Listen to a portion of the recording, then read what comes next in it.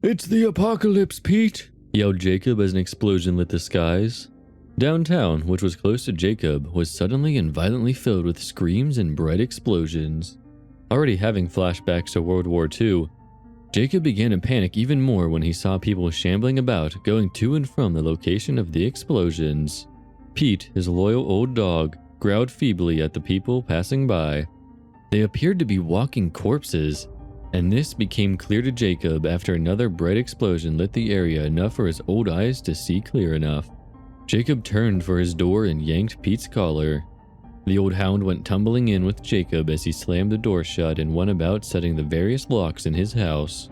After securely locking down his house and setting in place his window bars, he got up the nerve to take a peek outside. Out there, the sky flashed with explosions that rocked his house. Suddenly, a face popped up right in front of him.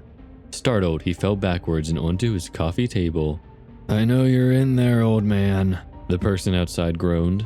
From the lighting inside his house, he could see the burn marks and missing flesh from the person's face. Shouting wildly, he hit the lights and ran to his bedroom, which was upstairs. Pete was right beside him. The man outside banged on his door. "Come out and join the party," he groaned in a dead voice. After a few breathless minutes, the banging stopped, and Jacob figured the man would bring a whole horde of his undead friends back to get him.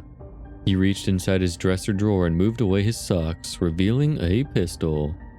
"They've been saying the zombie apocalypse was coming, old Pete. I read it on them sites. Now it's true. I'm sorry, old boy," he said, aiming the gun at his lifelong companion, curled up on a pile of that week's newspapers. The dog died with only a quiet whimper. Next, Jacob turned the gun on himself. "I planned for this day so carefully, but now they know I'm in here. Damn it. Sally, I'm coming to see you," he said as he pulled the trigger.